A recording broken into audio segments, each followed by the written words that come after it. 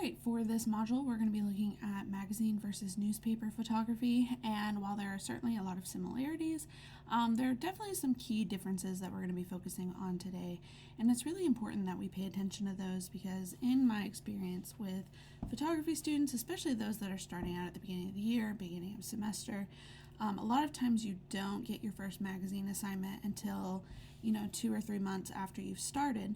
And so at that point, you've kind of gotten accustomed to taking those news style photos.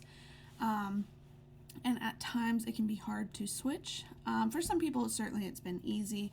But we've definitely had some instances in the past where assignments for magazines like The Hook come in and they don't necessarily feel like a magazine photo shoot.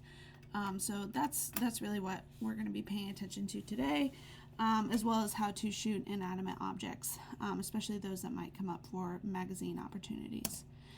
So one of the first things to know about the main difference between newspaper and magazine shots is that most of the time with newspaper assignments, these are going to be in the moment candid shots. Now that doesn't mean that as a news organization, we can't arrange photo opportunities from time to time, especially if there's a new member of the administration and we want to go ahead and get some photos in our archive to pull for future reasons. But generally speaking, these are going to be candids that we're getting. You should definitely work to plan with reporters in advance. And as far as planning goes, that means, again, just contacting the reporter, seeing what the angle of their story is to make sure that when you go out on the assignment, if it's not possible for you to meet up with the reporter, that you're able to get pictures that you need that represent the story the way that it was intended. And so when you're out and about, you're not there guiding your subject or playing with lighting or anything like that. News photos should be as natural as possible. So again, best to catch those people in candid moments. Now, of course, as somebody out in public walking around with a camera, there may be times where you catch someone in the moment and you want to ask if you can take their picture in advance. That is fine. You do not have to if you're in public, but certainly, the conversation sometimes might come up if somebody looks at you and starts smiling at the camera. But I would say just tell them to keep doing what they were doing before they even saw you. Because we definitely, when possible, want to avoid having those grip and grin kind of photos where people are staring directly at the camera and smiling. Not bad to have those. We can absolutely still use them, but we like to get pictures of real people doing real things that represent whatever the article is about. And just to wrap up that portion there, we talked about this in the first module, but it's always a good idea to kind of come prepared to a photo assignment with a mental checklist of some of the things that you think you need a photo of based on your conversation with the reporter. And then, of course, the things that come up naturally that weren't planned or you could have never prepared for, take pictures of those as well. But at the end of the day, we're looking for candids largely. And that's not to say that we don't want candids for magazine shoots too. A lot of times we do interesting features on people, and so of course we want to get pictures of them doing whatever it is that made them worthy of being featured. But on top of that, with the very essence of a feature, which magazines tend to have a bit more of, it's okay to schedule a photo shoot with the subject in coordination with your reporter. Go ahead and get that source's information or multiple sources. We definitely want to have that visual representation of those who are talking in the story, most of the time with the article itself. Generally speaking, you can be part of the direction of that photo shoot. The editor, of course, might bring a vision to the table that you're trying to capture when you're out on that assignment, but ultimately this might mean making sure that the subject's hair, makeup, or outfit is in place, strategically placing background objects, props, modifying the light. You might even, after completing the photo shoot, explore editing on Photoshop or Lightroom. So of course, again, to cap off, with newspaper photography, it is a balance, so definitely get those photo shoot manicured style shots, but then get the ones also of your subject out in the wild, like doing whatever it is that they do. And there's a balance with that, and we'll look at it on the next page here. And again, the whole purpose of this presentation is not to say that you're not going to have instances where you might do something similar for the newspaper. Newspapers certainly have features that you may want to approach in a similar way. But just by and large on your day-to-day duties, this is kind of the difference between the two that is mainly going to show up. And in the example in the middle here, we can just show a picture of two students on a computer. Well, this is more of a modified tablet. But this student was just in one of the buildings on campus. They were talking about a computer lab, I think it's either in Austin or Rawl. Not a particularly pretty building, but that's not the point of the assignment. It's not to change the background or setting or anything like that. It's to go and get images of students using the computer in that lab for whatever reason. And so this is a shot that would come back that would be used in the newspaper. Whereas this one down here, same concept of a student using a computer, but you can tell by and large that this was way more manicured. The lighting is spectacular. There's a nice little moody library background. And of course, the more that we sit here and ponder the shot itself, we start to see some things that might feel blatantly placed by those orchestrating the photo shoot, such as the glasses facing her. I don't know about y'all, but when I take off my glasses, they tend to not be facing me. They face away, just because naturally when I pick them back up to put them on, the little legs are facing me. And same thing with the coffee over here. Again, I don't know about y'all, but when I'm drinking coffee, it tends to be within arm's reach of me. But you can tell here that the props were strategically placed to where we could still see them in the image clearly and make out what they were. But it adds that essence of like natural clutter. This is just an example over here of an administrative figure. It's our former Chancellor, Cecil Staten.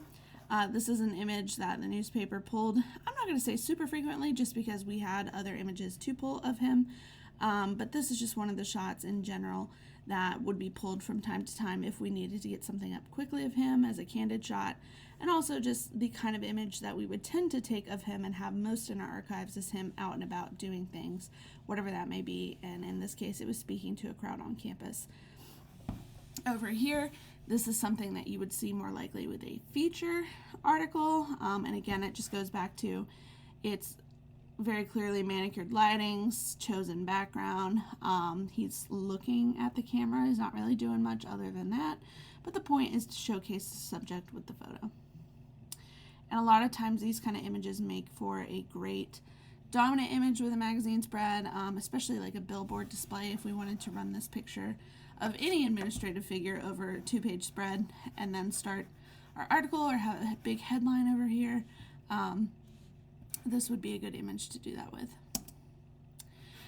Again, like I mentioned before, this is a good example of a balance in a feature. Now, in this case, the candid shots or contributed shots were sent in by the source, but we do have a balance here between photo shoot style and then him out there doing, his military time, which was a part of the story and something that was being showcased. So definitely good to have a balance between the two. I do not expect, depending on the story, for y'all to be able to get shots of somebody at their time in the military unless they are providing those for you. But I did want to show, this is just applicable for any kind of action that the main source would be taking. Right.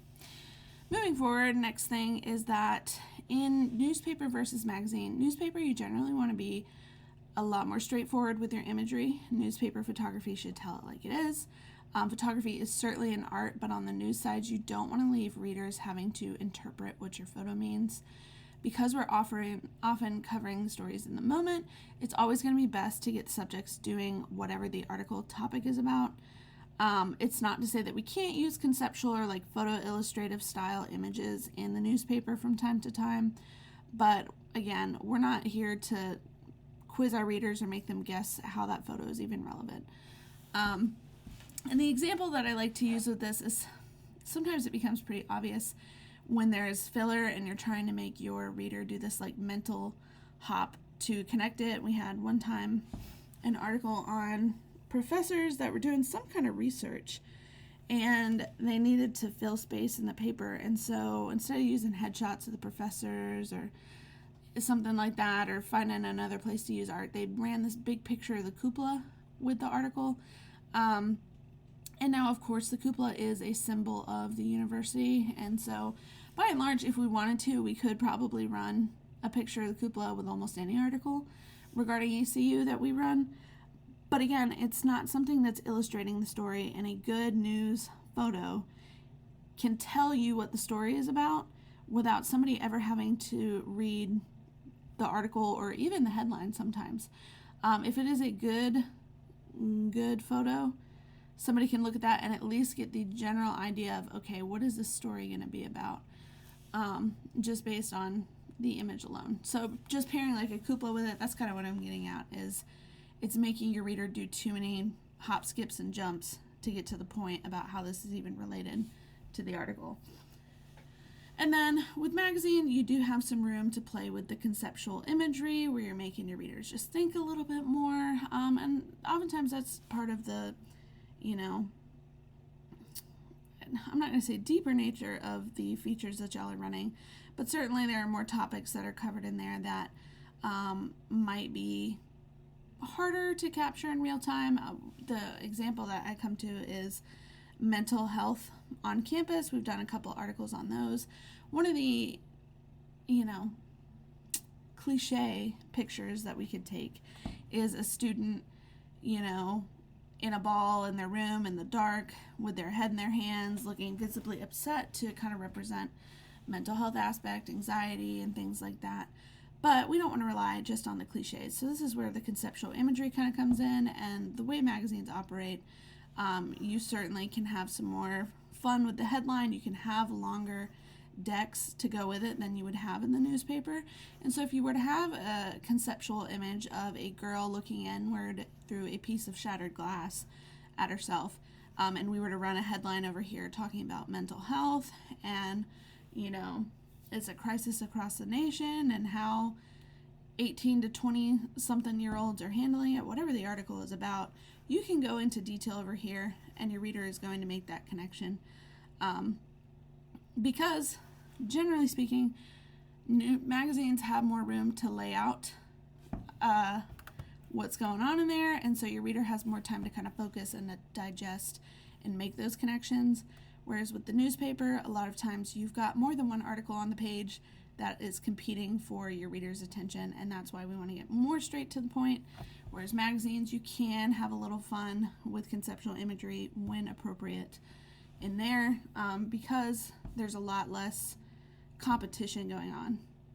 I mean, of course, they can flip the page and go to another article, but as far as the page itself is concerned, there's nothing pulling my attention elsewhere. I can take the time to digest that image and understand it for what it was meant to be. All right. These are just a couple of examples of conceptual photo illustrations that honestly I would say could be used in the newspaper or the magazines. Of course, you would want to label them as photo illustrations.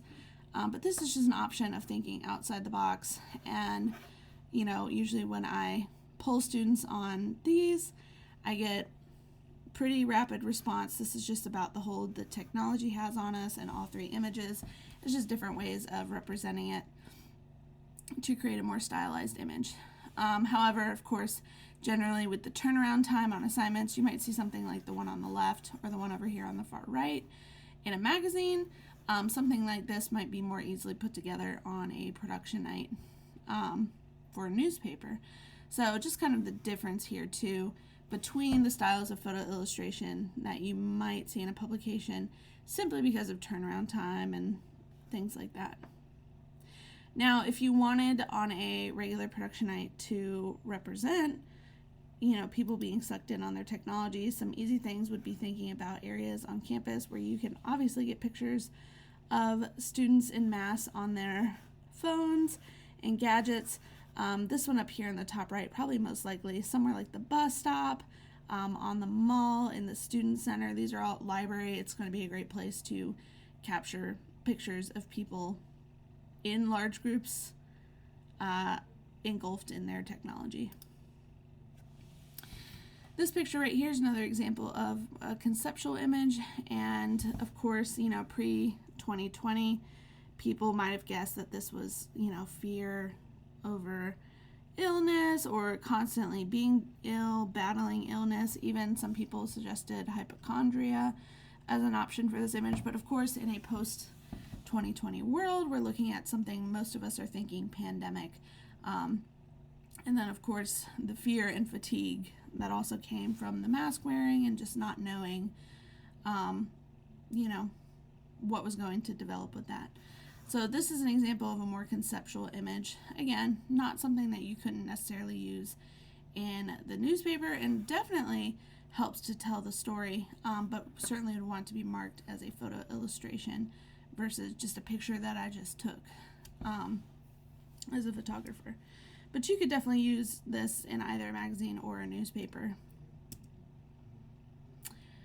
Some of the more common shots that you might get on a day-to-day for newspaper, again, if you're not necessarily having the time to be able to think outside of the box and do things like that, is just getting general shots of people, in this case, wearing their masks.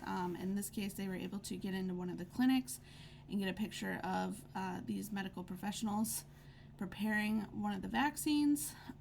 So there's always options there to play around, but I don't want y'all to think that you can't think outside the box with newspaper photography. It's just a matter of like where to draw the line, and then of course just understanding time limits and accessibility and things like that. These are just some examples of some really conceptual imagery. I'm going to leave this here for a second, but in the discussion board, I would love to see for this session what you get out of each 3 of these images, what the message might mean.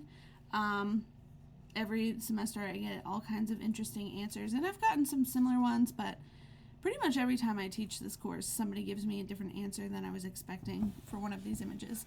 So that'll be today's discussion board for this module. But just 1, 2, and 3, that's how we'll label these images in the discussion board. Let me know what you think the message is behind this.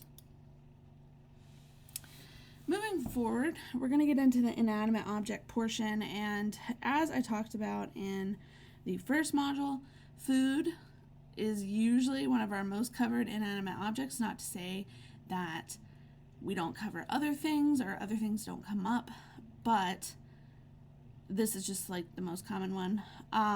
For the newspaper, a lot of times we're looking for food in the moment, because generally when we're taking pictures of food, it tends to be for reviews or restaurants that just open and things like that. And in this case, audiences should definitely be able to see the meal exactly as it was received. You, as a photographer, might knock some stray crumbs or sauce away just to make for a clear shot of the subject, but do not go out of your way to increase how appetizing it looks. If the restaurant brought out a flat burger, it's a flat burger. If the meal came with 4 French fries, it came with 4 French fries. You're not there to do really PR for them. Again, if we're just covering new things in the area, then that's what we're doing. We're relaying that story to the readers, and not trying to do any favors for this restaurant. We are not their photographer. With magazines, on the flip side, you can engage in food styling and think about, okay, how are we going to play this food up? A lot of times this is because generally we are taking photos for a recipe in the magazine. I'm not going to say that we don't cover local businesses in the magazines, but it's not as common in the way that we would in the newspaper. And so typically, again, usually it's those recipes. And you should definitely unlock your inner food stylist. Adjust your location, pick a nice backdrop, add garnishes and accents.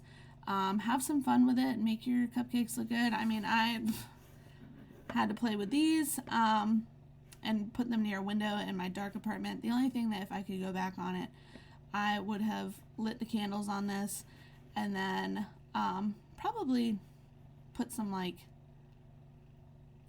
sugar syrup on top just to add a glistening effect to the muffins, but that's neither here nor there. This is just an example of a newspaper versus magazine photo of the same subject.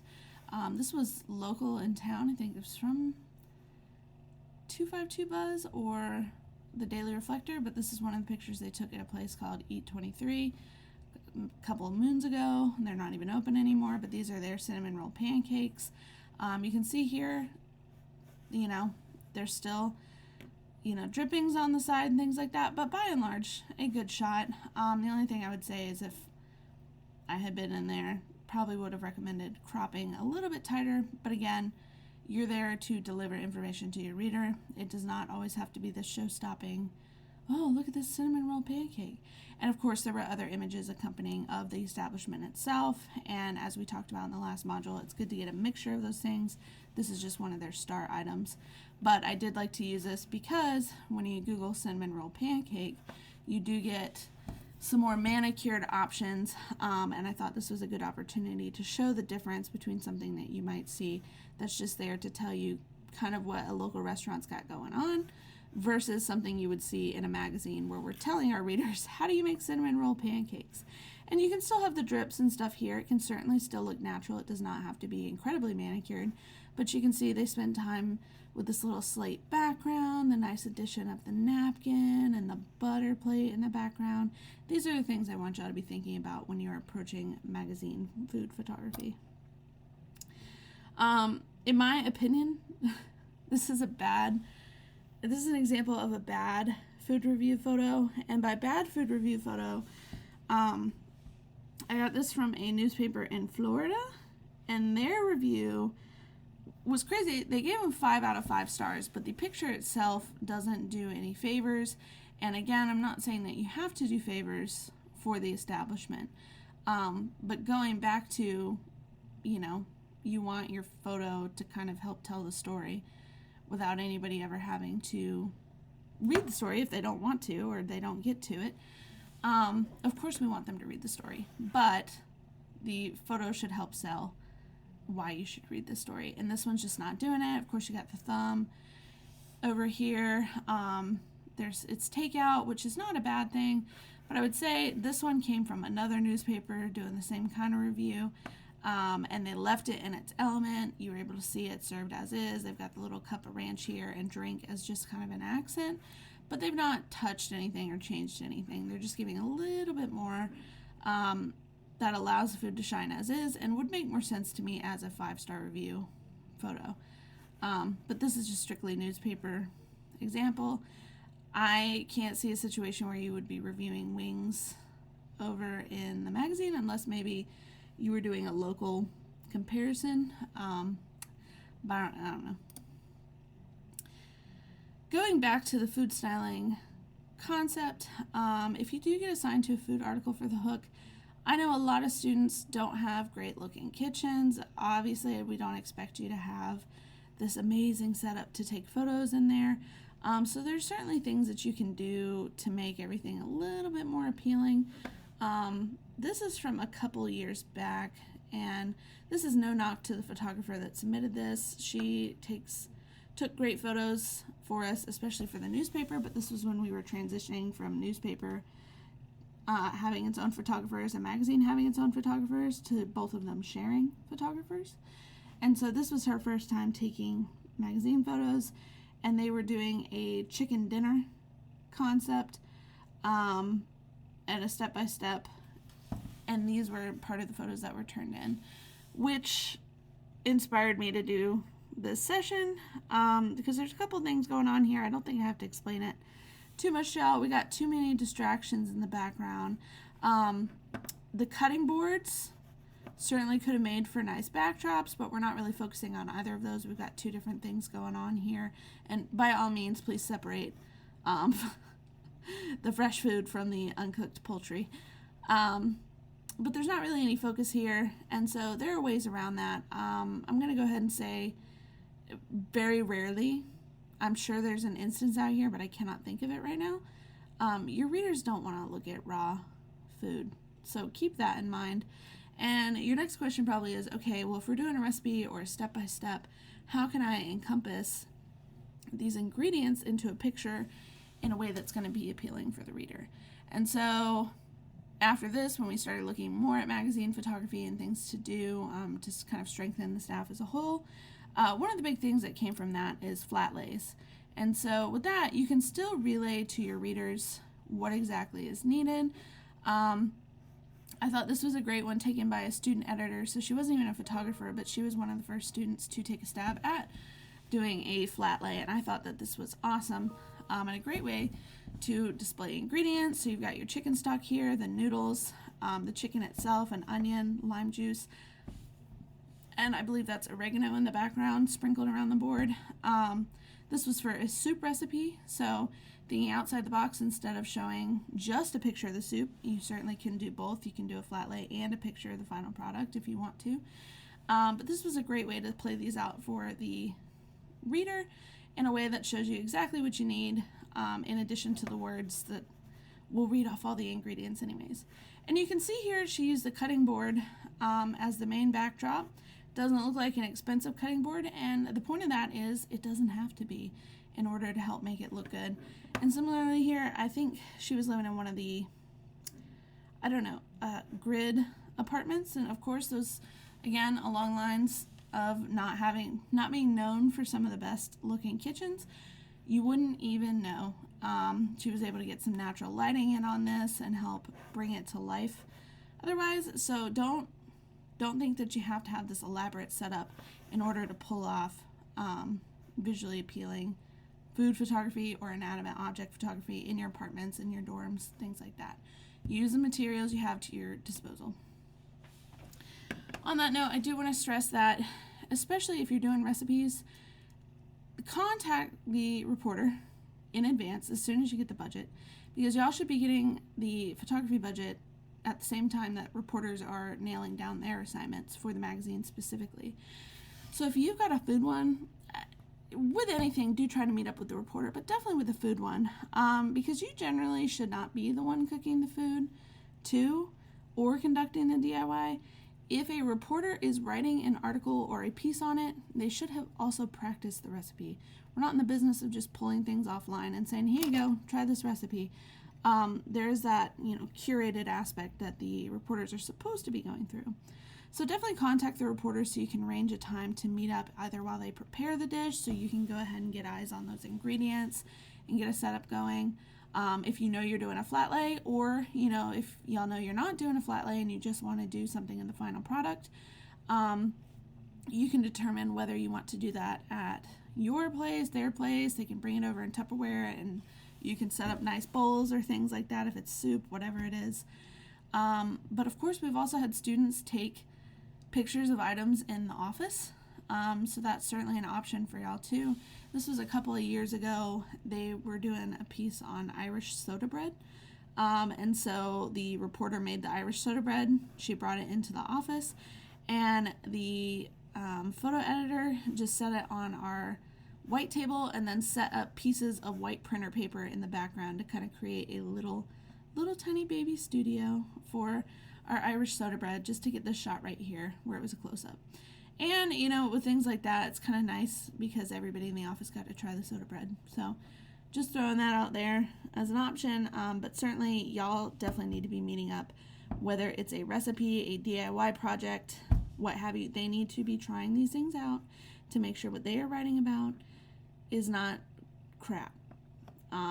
We want to make sure that the recipes and DIYs and how-tos actually work, if that's what we're telling people that they do. If your lighting sucks, as I mentioned before, definitely move closer to some natural lighting and turn off those overhead lights. For those of you in dorms, the fluorescent lighting is horrendous, and turn it off. You can bring in a lamp if you need to, or a ring light, but definitely take advantage of natural lighting when possible. You can also get these nice little moody shots too. Just going back to the ugly kitchen counters, some things to consider is that there are a lot of things that can be great backdrops for you, and it makes it look like it's in a completely different place than where you may have actually shot it. So if you were to bring in tiles to the office, right here you can see this looks kind of like marble, and then you've got the slate over here. Certainly you can bring in things like that. Over here they use newspaper for the background, and guess what? We've got a bunch of that in the office that y'all can use. But I've even seen things where people use like tissue paper or solid color cloths, a scarf that they've bunched up, but it doesn't look that way once you've taken the photo. But I will say, definitely play around with close-ups and wide shots and things like that when you are working with these inanimate objects, just in order to get the best possible selection for your designers, and just keeping that in mind. And just going back to the concept of displaying ingredients, I do think these are great examples, again, of flat lays that can be taken anywhere with the right selection of backdrops. And of course, they've got a lovely use of props here, where you've got the salt and the leaves, the rosemary hanging out over here. It does not have to be neat, and it shouldn't be. I think most of the time these flat lays look more appealing when you've got elements kind of sprinkled off to the side, making it look casual, but we know at the same time manicured. I love the way the chocolate chips are kind of scattered here, but you know that that wasn't done naturally. That was purposely placed there in that order. And just to reiterate that this isn't just for food items, these are just examples of flat lays of other inanimate objects that we might cover, talking about video games or certain interests, books. Every now and then we do books in the hook. Makeup has been a recurring piece every so often. I think like every 3 issues we've got something on makeup. Summer, spring break, things like that, how to encompass concepts without that thing having already happened yet. You may not be able to get pictures of people on summer or spring break by the time the publication needs to be out, but you can certainly set up shots that evoke the feeling of that topic. Last thing I'll add before we close out today is that if you don't want to shoot at home or out in public, campus does have a very nice studio in Jenkins, and you are able to use it. We're very fortunate that right now we have a lot of photography majors on staff, so it does make it a bit simpler on the communication end. But in the past, even when we didn't have photography majors,